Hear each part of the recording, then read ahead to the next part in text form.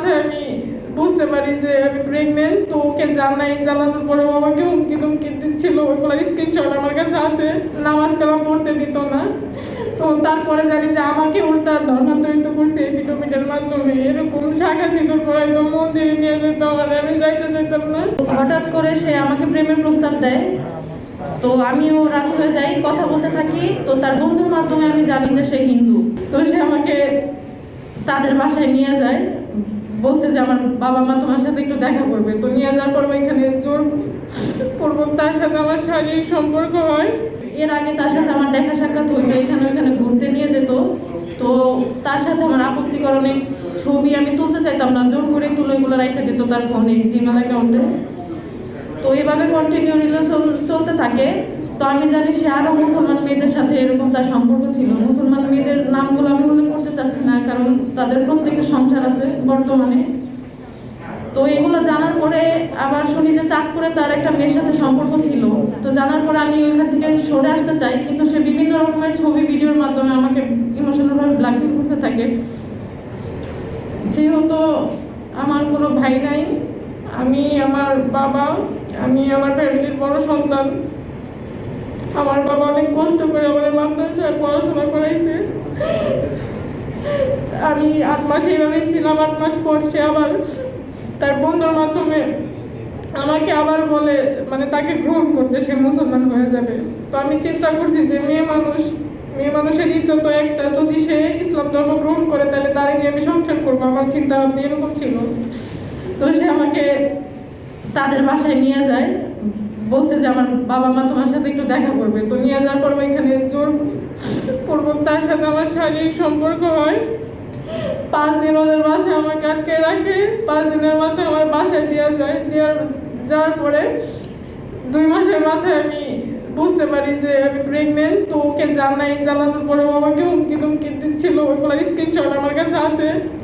বলতেছে অ্যাবর্শন না করলে বিয়ে শাদী করতে পারবে না। তো আমি আমার বাসায় বলার সাহস পাই নাই।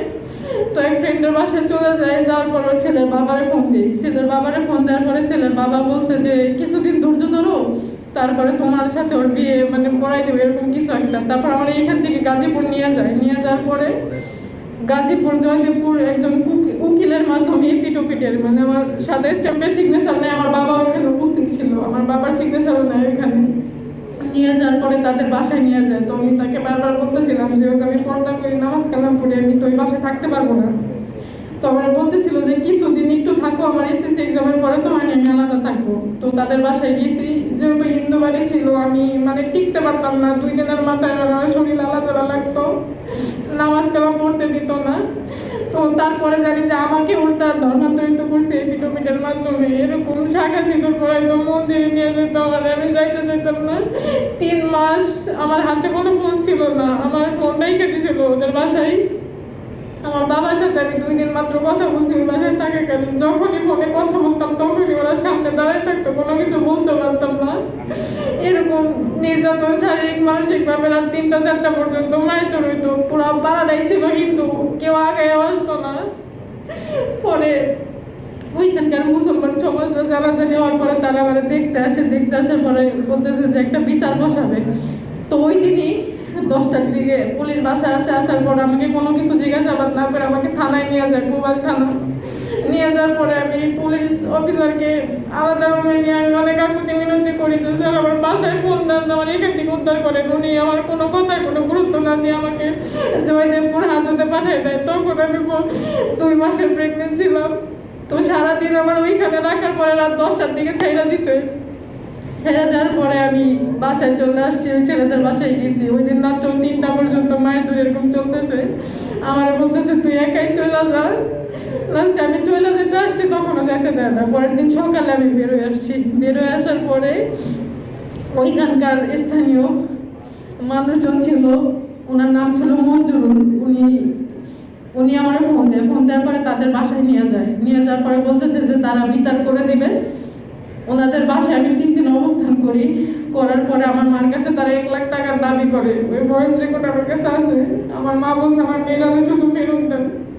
লাস্টে ওইখানে 3 দিন রাখে ওইখান থেকে আমার ফোন তারা নিয়ে যায়। নিয়ে যাওয়ার পরে আমার মা বাবা বিচারের দিন আসার পরে বিচারের মধ্যে তার সিগনেচার নেয়, সাদা স্ট্যাম্পে সিগনেচার নেওয়ার পরে তারা দেখি টাকা পয়সার মীমাংসা করতেছে। লাস্টে আমি এখানে কান্না করতে করতে সেন্সলেস হয়ে যায়, বলতেছে আমার একটা কথা বলার সুযোগ দেন, আমার পেটে বাচ্চা, মানে আমার কেউ কোনো কথা বলার সুযোগই দেয় না এখানে। লাস্ট আমার আম্মুর কাছে জোরপূর্বক 1.5 লাখ টাকা জড়াই দেয়।